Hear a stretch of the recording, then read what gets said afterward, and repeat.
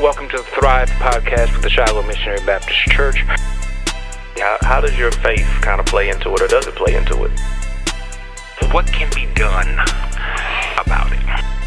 When I say the church, I'm talking about evangelical white Christians and the black folk who attend their churches.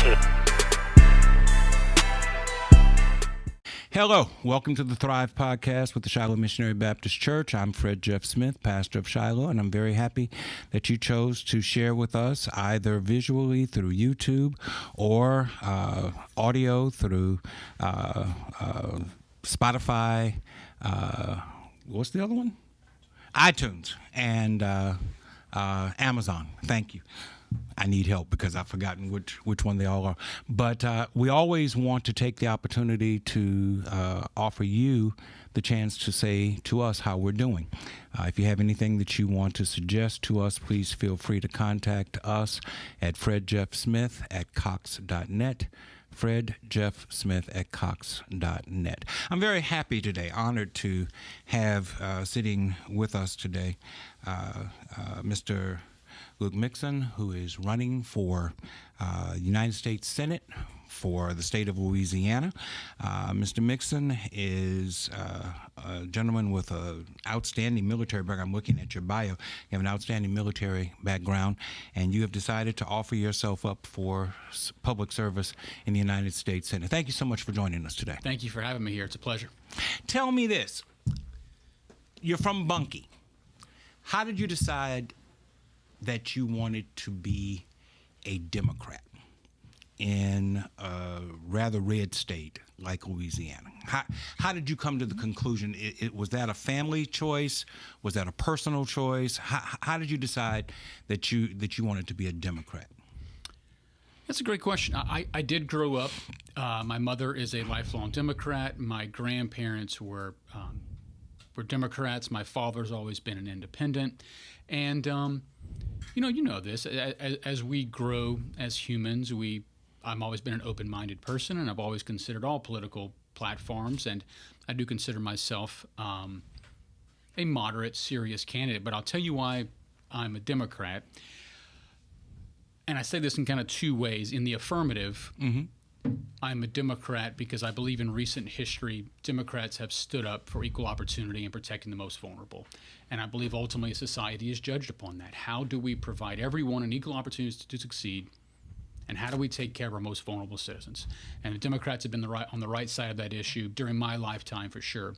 I guess there's another way to answer that as to say what I'm not. And what I see from the Republican Party right now, at least from certain sects of it, are a disregard for the truth. And that is not what I am. And so I'm a proud Democrat and proud to be running as a Democrat here in Louisiana. Well, according to the bio that I have read, and please correct me if there's anything in there that I got wrong, your military service began almost at the same time that 9/11 happened. And 9/11 played a large part in determining what your military career would look like. Could you elaborate on that for us? Just give us an idea of what your background is with regard to military service. I graduated from the Naval Academy May 25th, 2001. I always tell the story. You know, I wanted to be a fighter pilot. I was going to Pensacola. I was given a flight selection position out of the academy. And, roughly 100 days after my graduation was September 11, 2001. And that event shaped the course of my military career. I ended up spending all my deployments overseas in support of our operations in Iraq, Afghanistan, and Syria. I ended up, I participated in Operation Enduring Freedom in Iraq, Iraqi Freedom, obviously in Iraq. And then finally, I was deployed in the fall of 2014 through the winter of 2015, which, if you remember, that's the time that ISIS was leaving Syria and then going into Iraq, and we were arriving on station right at that time. So my entire career was really shaped upon 9/11. In fact, I graduated about 100 days prior to 9/11, and I actually submitted my official retirement just right as we were withdrawing from Afghanistan. So it perfectly encapsulates that time period. And no other event shaped my career more so than that. Were you always planning on coming back to Baton Rouge at the end of your to Louisiana at the end of your military service, or was that a choice that was made along the way? 100%. There was never any doubt. My wife and I are also from here. We both graduated from Bunkie High School in 1997. We've been together for 26 years now. That's wonderful. Yeah, I'm real proud of that. We've been married for 20 years, have 2 beautiful children. Her parents are here. My parents are here. She has a sister here. I have a sister here. We have so many family and friends here, and there was no choice where we were coming. We were coming back to Louisiana. It was just a matter of where we'd end up, and we ended up in Baton Rouge. We've been here for 6 years now, and could not be happier. As I always say, we could not be happier to be back home, with one glaring exception, and that being our representation in Washington D.C. You know, I'll just continue if you don't mind. Sometimes people ask me, well, why are you doing this? And the truth is, and you mentioned, I'm back home. I've been here for 6 years now. I could not be happier. I have a great life. I have a talented, smart, beautiful wife. I have 2 great children. I'm not rich, but I'm certainly comfortable. Life had slowed down for me a lot. I always say my biggest worries were the New Orleans Saints and my tomato plants. And but I really feel it's the right thing to do. I feel like running and continue to serve the public and to seek a position in government is the right thing to do. And that's why we're in this race, because we believe it's the right thing to do. Can you tell me why you chose national politics instead of local or state politics? You make mention again in your bio that you don't consider yourself a politician, but when you did put your foot in, you put your foot all the way in to national politics as opposed to Metro Council or state legislature or things of that sort. What went into that thinking? Well, I thought it was the best place for me. I thought it was the best opportunity for me, and I believe I'm a good contrast to Senator Kennedy. I believe I give people a very distinct option and provide a sharp contrast to the things he stood for. And I'll give you a couple of examples. One, he voted against an infrastructure bill that I believe is good for Louisiana. I believe it fixes our roads and bridges and brings, hardens our electrical systems. And Build back better. Yeah, and the infrastructure bill I thought was good. And he voted against it, and I would have voted differently. I believe that his vote to repeal the Affordable Care Act, I disagree with that. I think the Affordable Care Act is a great thing. I believe that the expansion of Medicaid here in Louisiana, it has. It's benefited 600,000 people. And during COVID, it was an absolute lifesaver. And I don't use that word figuratively. It was a lifesaver for thousands, if not hundreds of thousands of people here in Louisiana. And then finally, I love this country. I love our nation. I'm so proud of the progress we've made during your lifetime, during my lifetime. We've come so far. And that doesn't mean we're a perfect nation. I believe we still have more to do. There's still more progress to be made. We must continue to form this more perfect union. But we all have to agree upon the truth. And we have to agree upon facts. And when I saw Senator Kennedy vote to overturn the election on January 6, 2021, I couldn't believe it. After the insurrection. Yeah. Well, thank you. You took the next words out. After the insurrection. You took the words out of my mouth. It was after the insurrection. And look, I always like he's a smart guy. He is. I always say I give credit where credit's due. He is an intelligent man. He knows better. There were 60 court cases that confirmed we had a free, fair, and accurate election. We saw the mob storm the Capitol, and his unwillingness to do the right thing, to do the hard thing. And I'm sure you face this all the time with people in your church, that we know the right thing to do. And it's not always easy. In fact, doing the right thing so often is hard. And it requires people of integrity. In this case, as a January 6th, required patriots, people of moral courage who are willing to do the right thing, even if it might be unpopular. And that's leadership. Leadership is doing the right thing even when you know people might not like it, even when it might cost you your job. And his vote on January 6th was, in the simplest of terms, un-American, and is the very opposite of everything I believe in and everything my friends and I have fought for the last 20 years. And that amongst other things, is one of the main reasons why I feel, long answer to your question here, why I feel this election is the right one for me. I believe that Senator Kennedy has represented our nation, our state poorly, and I'm proud to stand up and say something about that. Senator Kennedy, at one point, I don't know how long back, I think I'm a little bit older than you. I'm 60. Senator Kennedy at one point was a Democrat. And at some point in his career, he flipped and became a Republican. And now he is what I would call an uber Republican, ultra-conservative Republican. I agree with you. I think he's a very intelligent, smart, shrewd guy. I think this is more political maneuvering than anything else. And it leads me to ask you about tribalism that exists within our justice, our governmental process.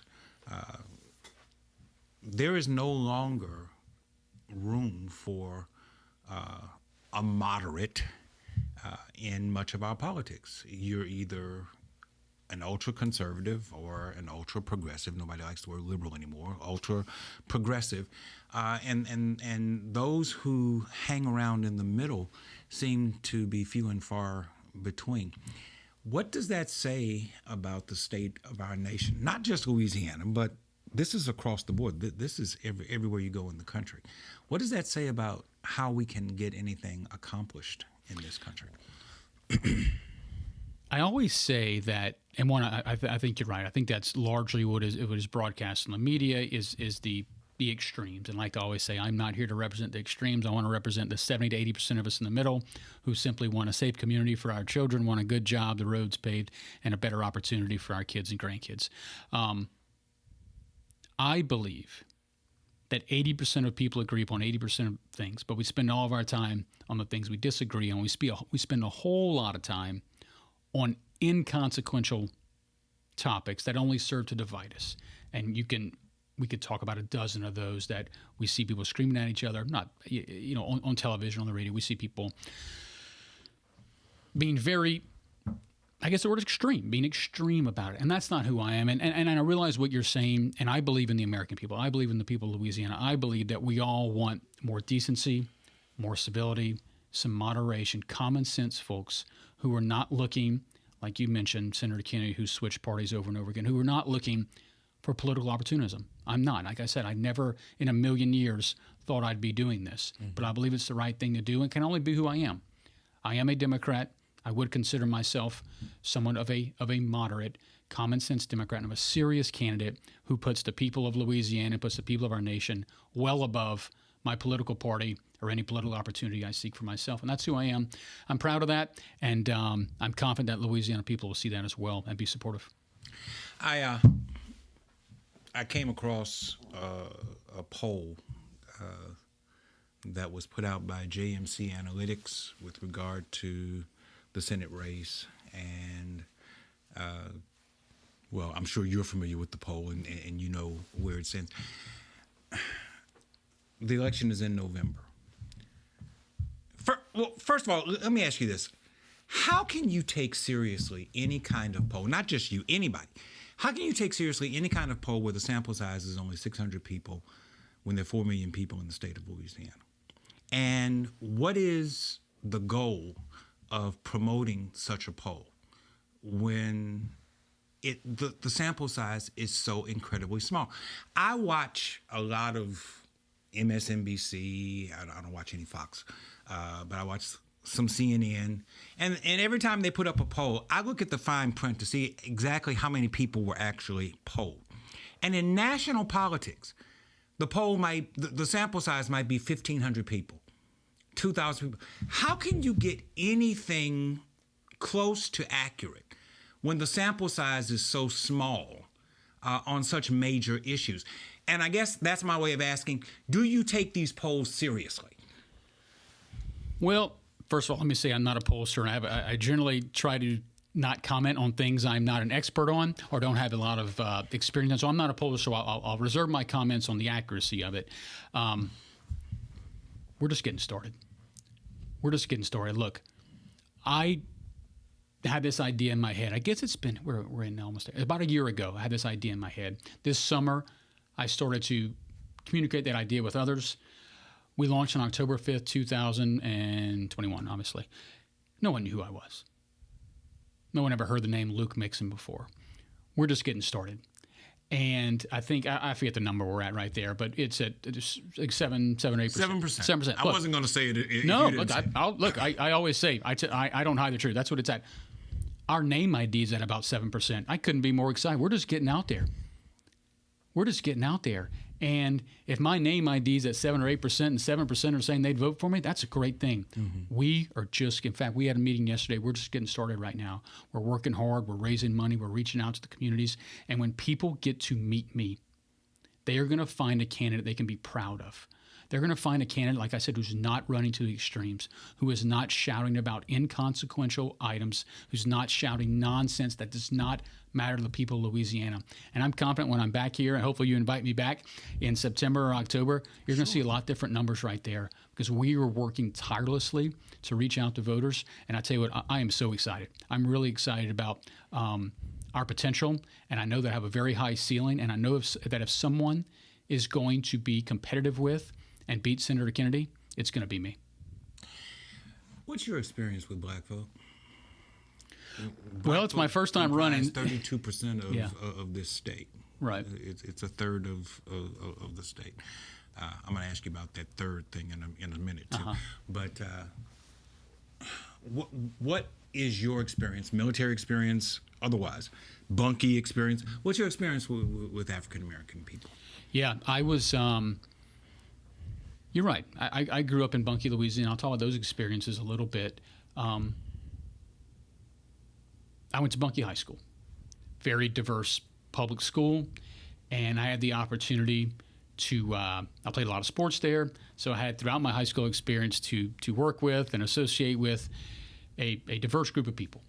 And to be quite honest, that's where you asked me why I'm a Democrat. It was plain to see, and it wasn't just African Americans, but white people as well, that some people have more opportunity than others when they're blind. It doesn't mean they can't succeed. It just means it's going to be a little bit harder, right? Some people, just due to their circumstances, due to where they were born, it might be more difficult for them to succeed. And I realized that from a very early age. And then I served in the military. And look, there is no more diverse group of people in the world than there is the military. I always say it's a great meritocracy where everyone has an opportunity to succeed. Everyone has an even playing field. And in my last job, I served as commanding officer of VFA 204, which is the Navy's Reserve F-18 Squadron in New Orleans. And as a commanding officer, obviously, I got to establish relationships with everyone in the squadron. And it was inspiring and informative to hear the stories of people from white people and black people and Asians, and from U.S. citizens, non-U.S. citizens. And, I tell this story sometime, if you don't mind me sharing an experience from one of my missions in Afghanistan. We were, I guess it was 2010 or 2012, and I was flying a mission, and there were it was actually a troop, it was an Army unit from Louisiana, and they were under fire.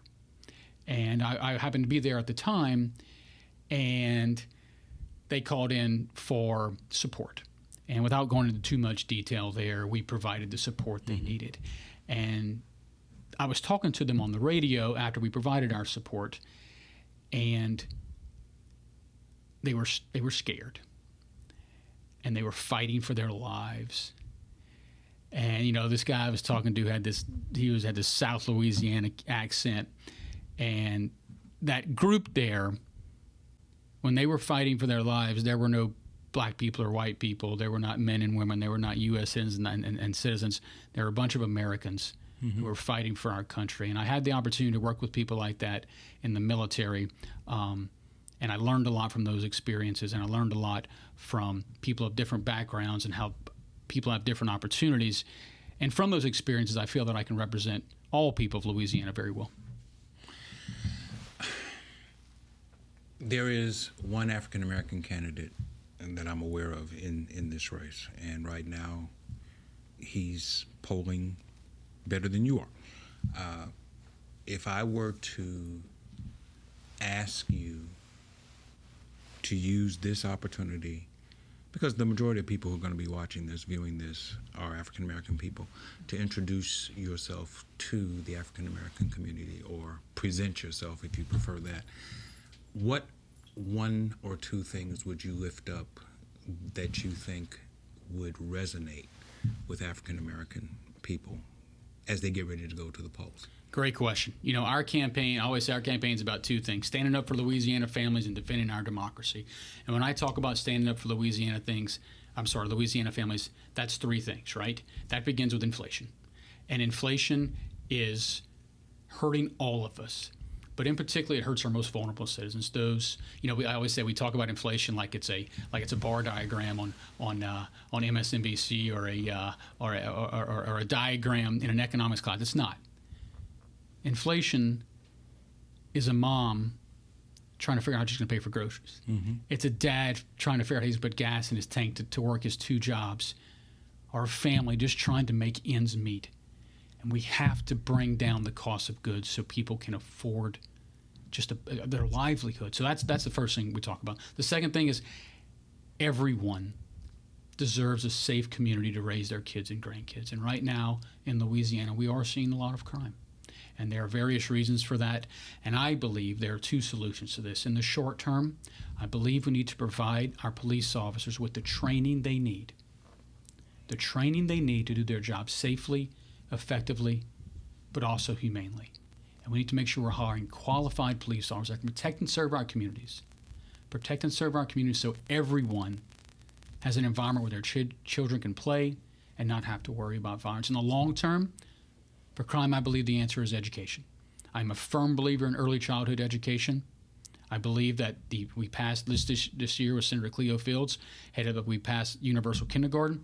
We need to pass universal pre-K as well. Mm-hmm. I also believe we need to fund our institutions of higher learning. Look, we're seeing our best and brightest leave Louisiana all the time, right? Yes. They just don't see an economic opportunity here for them or their families, and they're leaving. We need to fund our institutions of higher learning. We need to fund our HBCUs so we keep our best and brightest right here in Louisiana. And I'll say the last thing, we have to do something about jobs, right? We need to provide quality, high-paying jobs, and I believe that begins with providing affordable daycare. You know, I ran into this a little bit. I'm not sure if you've had this as well, but, you know, so often parents must choose between both parents entering the workforce or one staying home with the kids just because daycare is so expensive. Mm-hmm. You go to work, by the time you pay for clothes and gas and the daycare, all your paycheck's gone. So I believe we need to find a way to make daycare more affordable so both parents can enter the workforce, provide two paychecks for their families. And we all know more money in your pocket equals economic opportunity, equals opportunity for your children. That's what we all want, right? That's what we all want, is an opportunity for our kids. We want to see our kids do better than we did, and that's what our campaign is all about: doing something about inflation, providing for public safety, and bringing jobs home here to Louisiana. If you were in the Senate right now, in the next couple of weeks, you'd have the opportunity to cast a vote regarding the Supreme Court nominee, Ketanji Brown Jackson. Senator Kennedy has not verbalized what his vote would be, but I suspect I already know what his vote is going to be. What would be your vote on the judge, and why? Yes, 100%. I would confirm. I watched the hearings. I was, in fact, my wife and I were driving back from. We went to go see her parents this weekend. On the way back, we put on YouTube and we listened to a lot of the commentary again during the hearings. I was inspired. I believe that Judge Jackson is the embodiment of the progress we've made here in our country in 250 years. Not once, not one time in the 250 years of our Supreme Court have we determined that an African-American woman was the most qualified person to sit on the Supreme Court. It's about time. It's about time. And I believe that she is the embodiment of the progress we've made in this nation. I believe the way I saw her daughter looking at her with that smile on her face, it warmed my heart. Mm-hmm. And I was disappointed in the line of questioning from a lot of people, a lot of senators all out there. I talked about the inconsequential things that have nothing to do with American families. I was disappointed in some of the questions she was asked that had nothing to do with her qualifications to sit on the Supreme Court. Because if you look at her qualifications, she's qualified, right? Mm-hmm. That is without a doubt. And I would absolutely vote to confirm her, and would be very, very proud of that vote as well. Let me turn to military things. Ukraine. You served in the military. I'm sure you have I'm certain that you have expertise on the whole matter of how America should respond to this current crisis. What are your thoughts on how we should respond to Russia and Ukraine? Or let me ask you this way. How's President Biden doing with regard to this? Yeah, first I'll say that much like I'm inspired by Judge Jackson, I'm inspired by the Ukrainian people. They are fighting for our democracy, for their democracy, for their country, for their freedom, for their families, and they are inspired. I'm also heartbroken by the images I see. President Putin is a murderous tyrant who invaded a free and sovereign nation, and what he's doing is criminal. And I think President Biden said, well, that is criminal. He's a war criminal for what he is doing by targeting innocent people. Your next question, what would I do? Well, your assessment of what's being done. Yeah.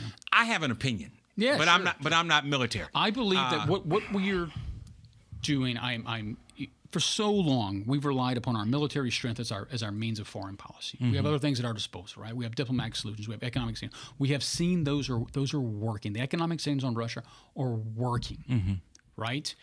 I do not support U.S. troops in Ukraine. I do not support a no-fly zone. I believe this is where we need responsible. We use these words all the time. Responsible leadership. The other day, and I won't give the name, but there was one of the members of the Louisiana delegation who very cavalierly said, "Yeah, let's give them a no-fly zone." A no-fly zone is an act of war. Mm-hmm. The way to establish a no-fly zone. Look, this isn't Iraq and Afghanistan. We call it Iraq and Afghanistan. We call those permissive environments where you can more or less fly without any significant threat to yourself. Mm-hmm. Flying over Ukraine would be called a non-permissive environment. In order to establish a no-fly zone, in order to establish air superiority, you must target Russian threats, right? They have advanced air-to-air and surface-to-air weapons. Additionally, a lot of those surface-to-air weapons are in Russia. Their range is at 300. I don't want to give too many details, but they have very extended range on some of their surface-to-air capabilities. So a no-fly zone equals an act of war. And we must remind ourselves that when we talk about war, there are no good solutions. It will always have a bad outcome. I've seen it for the last 20 years. There is no magic bullet. War is not clean. It is not pretty. And every time we talk about American involvement in war, we have to remember this is America's sons and daughters. These are brothers and sisters. These are moms and dads. And while seeing the images in Ukraine are heartbreaking, and the emotional side of me certainly wants to help them, I do not believe that is through U.S. presence as far as troops on the ground. I believe that would simply make a bad situation a whole lot worse. Mm-hmm. I do believe continue to arm them with the resources they need to protect and serve, to protect their country. There are currently, I looked it up because I was concerned. When Ukraine happened, 24/7, that's all you heard was Ukraine, Ukraine, Ukraine, Ukraine, Ukraine. I looked it up. There are some 59 wars going on in the world today. My simple question is, why is it that the only war that we're hearing about is Ukraine? And as an African American, one of the conclusions that I draw is most of these wars are taking place between black and brown people. And we don't, as Americans, see that. And I'm not just talking about the government. I'm talking about media as well, because the media is the one that puts this on the air. We don't see it as important. We don't see it as valuable, that these wars are going on. Some of them have been going on for decades. And yet you hear nothing about them. If you're going to ask me as an African American, emphasizing African American, to be concerned about Ukraine, should I not also be concerned about Chad and Niger and Somalia and Sudan and some of these other wars that are taking place and have been taking place for so long? And what should be, in your opinion, our government's response to these wars as well? I think you ask a very thought-provoking question. And it is interesting in what conflicts the United States deems to be important and which ones they don't. Now, there are certainly some significant global consequences with regard to Russia invading Ukraine, particularly with the global economy. And that is significant and that is important. But you're right. Sometimes we do kind of pick and choose which humanitarian crisis we deem to be important. And look, I always say this. The United States must always take care of our citizens first, right? But I believe we have a moral responsibility. As the leaders of the free world, we have a moral and ethical responsibility.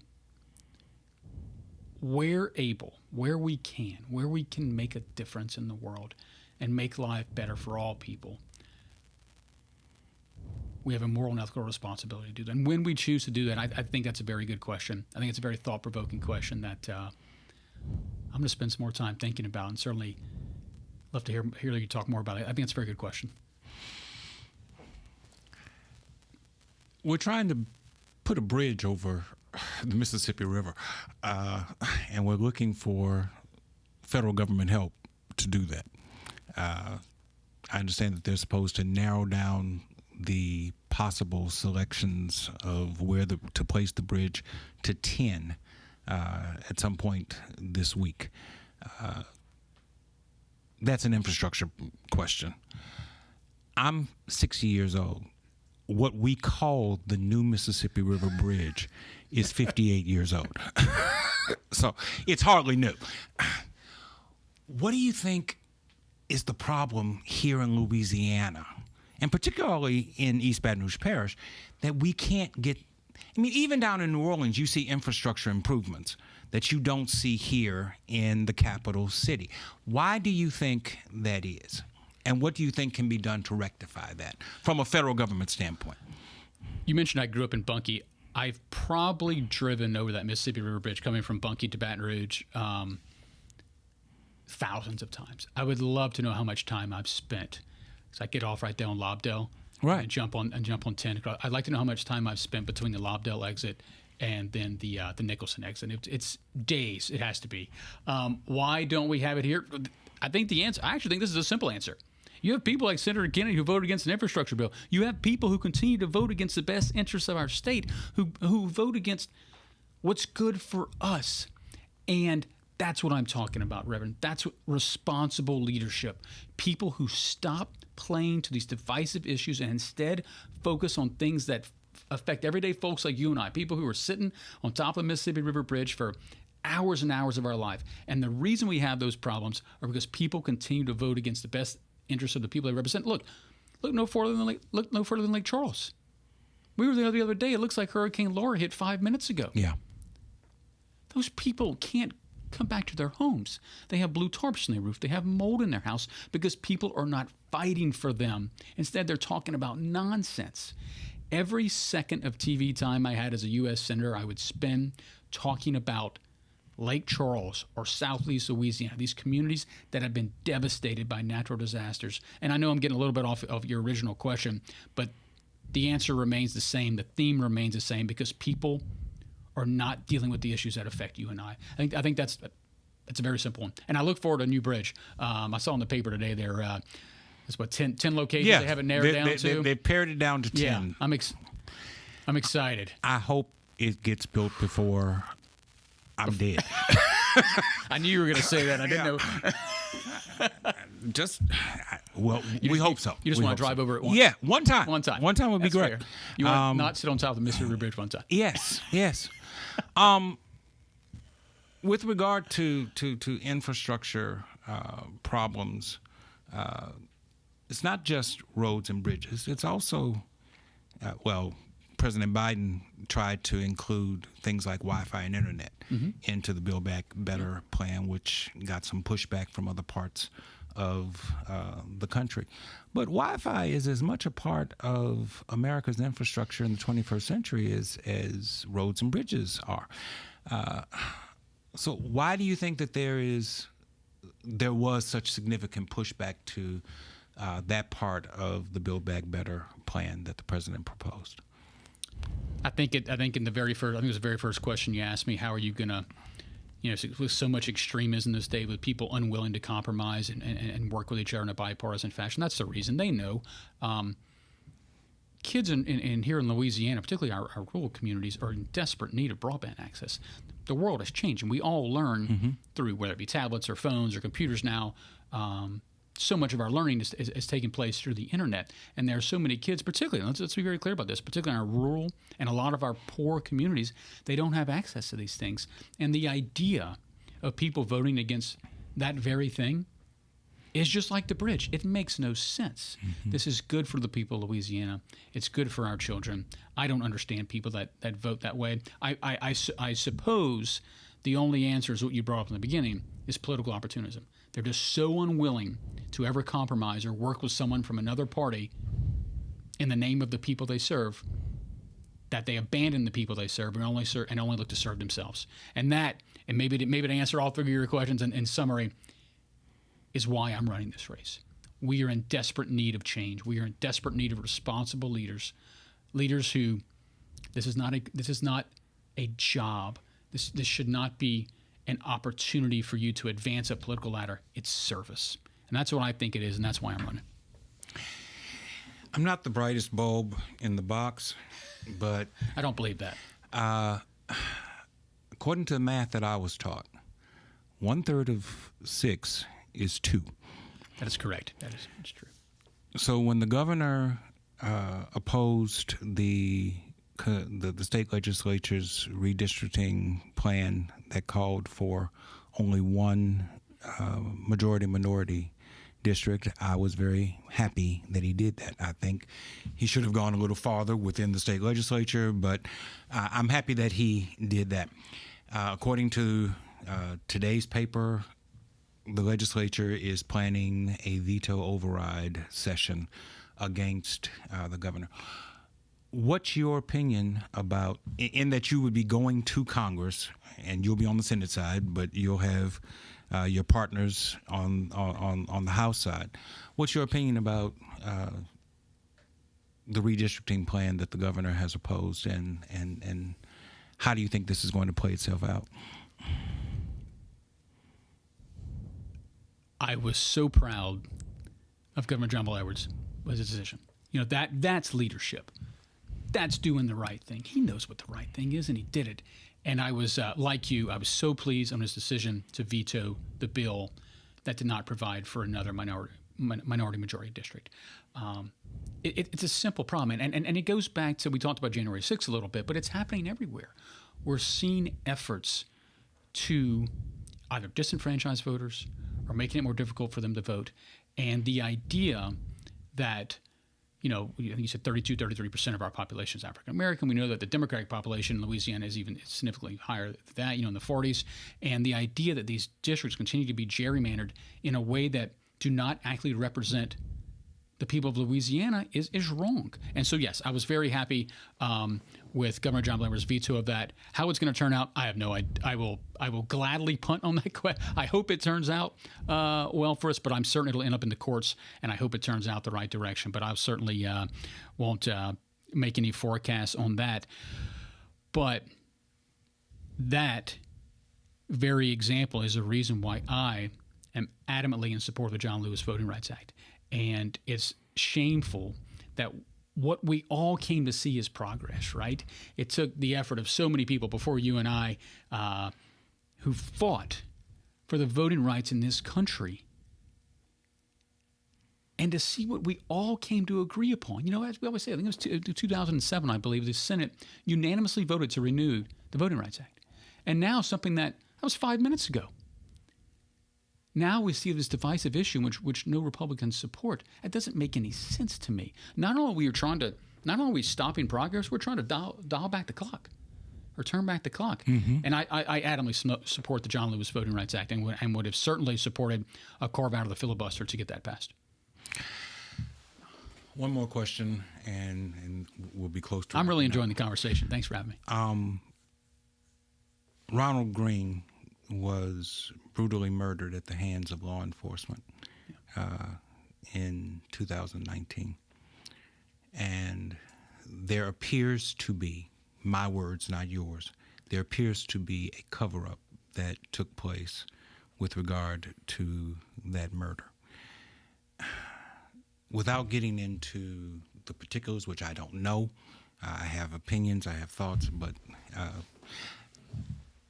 as a United States Senator, what can you bring to bear to bring reform to the state, Louisiana State Police Department, and local law enforcement? I know you mentioned earlier about making sure that they had adequate training, but when things like this happen, and far too often things like this happen, either on a state level or within the parish or within local municipalities, what can be done that would allow the public to feel like their voices are really being heard with regard to prosecuting the offenders, not defunding the police, not wholesale removal of police departments, which I think most people realize is unrealistic and dangerous. But police officers have rights that you and I don't have, and that's problematic for me. When Alton Sterling was killed, I learned things that I was completely ignorant about law enforcement. I'm just a step away from being ignorant about it now.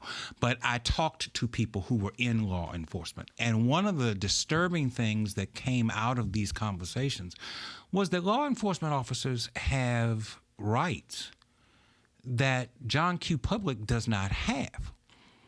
And it's fundamentally unfair, from my perspective, that these things exist. And yet there has been no significant push to reform these things so that there's more of a balance between the rights of law enforcement and the rights of the everyday average citizen. What are your thoughts on that? And in your role as senator, what is it that you think you could do to help rectify that? Well, you mentioned the resources, and recently the American Rescue Plan, which Senator Kennedy voted against, there was, I believe, it was $350 billion for local and state governments to fund their police departments. So I believe it starts with that. I really believe it starts with the resources, the training, and hiring qualified police officers. You mentioned it. We need police officers. I believe the defund the police. I think that's a ridiculous idea. But I also agree with what you said about accountability. And there must be accountability for the actions of police officers. And I think that's part of those resources, making sure that those qualified police officers are also held accountable. Because I do believe, I believe that 95 police officers are trying to do the right thing. Look, they're underpaid, much like teachers and firefighters and most public servants. They are underpaid. And they're understaffed. And they don't have the resources they need to deal with uncomfortable or situations that they just haven't been trained to. I'll give you an example. The other day, I took my son to the park, and I have a 9-year-old son, and there was a young little boy there by himself, and he obviously suffered from, I guess I'd call it a disability. He appeared to be autistic. We were trying to talk to him to figure out where his parents were, and he was having trouble communicating, and ultimately, a police officer showed up, and a wonderful police officer. He was doing his job, but he was also clearly didn't really know how to deal with this situation. And that's fine. That's just he didn't have the training, and he was doing his best. And I know that's somewhat of a microcosm to your question, but I do believe we need to train police officers or provide other resources to cops so they can deal with a variety of situations, because it is a hard job. And I believe that 95% of them are trying to do the right thing. That 5% that aren't, they must be held accountable. And they must be removed from the police force, if not, and prosecuted for their actions. If I commit a crime and I'm brought in for questioning, I'm a suspect, I'm expected to make a statement right away.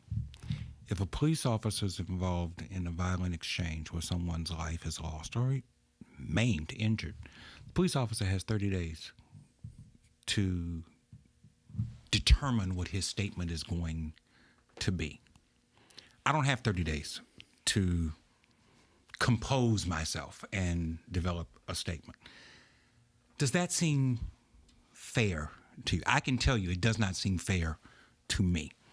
I'm asking you, does that seem fair and reasonable to you? Yeah, I'm not. To be honest, I'm not familiar with that provision you're talking about, and I'll certainly look into it, and would be happy to get you a good answer after I do look into it. I do believe that police officers must be held accountable for their actions. That I fully support, and if they are found, much like in the Ronald Green case, if they are found in a court of law to be guilty of a crime, they should be prosecuted to the fullest extent of that law, and I fully support that. There are some, and I know there are some provisions given to police officers.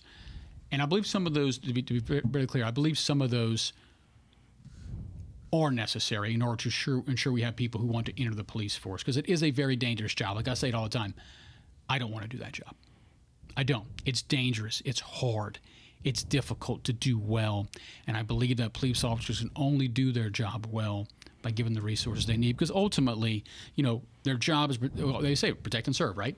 Protect and serve. Protect and serve our communities. And we all want that. We all want to protect and serve their communities, but I believe it can only be done as we strengthen relationships and strengthen the trust between the communities they serve and the police officers that serve them. And as those communities are strengthened, I believe we'll have less crime. I believe we have more accountability and have more qualified police officers that are simply trying to serve us all. Okay. That's the only answer you've given that I've been troubled by. But we're fine with everything else. Amazon is moving into Baton Rouge, and front page of either today's paper or yesterday's paper was talking about $15 an hour jobs, as though that's some kind of a panacea. To my way of thinking, $15 an hour on a 40-hour week is $600 a week. Translated to a 50-week year, that's $30,000 a year. Nobody's going to get rich off of a $30,000 a year job. The idea, the crux of the article was that government was going to, state and local government was going to have to up its wages in order to maintain its employee base, for fear that they will be seeking employment at Amazon as opposed to continuing working for the government. Is there anything that can be done to give hardworking people a living wage? Because to my way of thinking, $30,000 a year is not a living wage. No. My wife, I'll tell a story every so often. My wife and I were talking the other night, and she said, "Hey, babe, what's the federal minimum wage?" I said, "It's $7.25 an hour." And she said, "That's not right. No one can live off of $7.25 an hour." I said, "Well, you're half right. You're half right that no one can live off of that. But you're wrong. That's what it is." I ask this question in crowds sometimes, and usually people get the right answer, so it's somewhat of a rhetorical question. But do you know in how many states you can afford to pay rent while living on minimum wage at a normal work week? None. 0. Yes. There's not one state in the United States of America that you can reasonably afford to pay rent making $7.25 an hour, working a normal work week with a couple of kids. It cannot be done. We must do something about that. We must raise a federal minimum. It hadn't been raised in 2009. I believe it's lost 17, and even now it's probably lost even more. But last time we looked at 17% of its value just due to inflation. People can't live off of that. You're right. It's a poverty wage. It's not a living wage. I fully 100% support increasing the minimum wage to give people, like you said, not a poverty wage, but give them something that they can have a little bit of breathing room. You mentioned before we started recording that you were raised Catholic. Can I close? This is a church podcast, so I've got to ask something about church. Do you still practice Catholicism, and how does your faith play a role in your everyday decision making? Yeah, I'm a Catholic. We're members here at Our Lady Mercy Catholic Church, just not too far from here, and it plays a tremendous role. And I think you asked me, it relates to the first question you asked me, is why am I a Democrat? And I mentioned equal opportunity and protecting the most vulnerable. And that's the way my parents raised me. My parents always raised me for the respect and dignity of all. And what have you done for the least of my people? I remember when my grandfather passed away, I gave his eulogy. And forgive me as I'm thinking back to it a little bit. This is not my grandfather served in the military, my mom's father. And he and my grandmother they were always doing for the least of our people. And I remember I read something that is that I thought was just indicative of the kind of person he was. And it's, you know, when Jesus says, I was hungry and you gave me food. I was thirsty and you gave me drink. I was naked and you gave me clothes. I was in prison and you visited me. And they ask him, when were you these places? Yes. Whatsoever you did for the least of my people, that you've done to me. And I believe that that's what it's all about. Is I mentioned how I'm running. My life is comfortable. This is not something I thought I'd be doing in a million years. I believe it's the right thing to do. I believe we must fight for our democracy. We must fight for voting rights. And we must help those that are most vulnerable. Because there are a lot of vulnerable people in this nation. There are a lot of vulnerable people in our state. And the idea of helping the most vulnerable was created in me both by my parents, by my experiences growing up in the Catholic Church, and by my grandparents as well. Mr. Luke Mixon, I want to thank you for taking the time to come and share with us today. Hope you'll come back again soon. I enjoyed it. I hope you'll have me back. I really enjoyed it. Thank you for viewing. Thank you for listening. We'll be back again next time.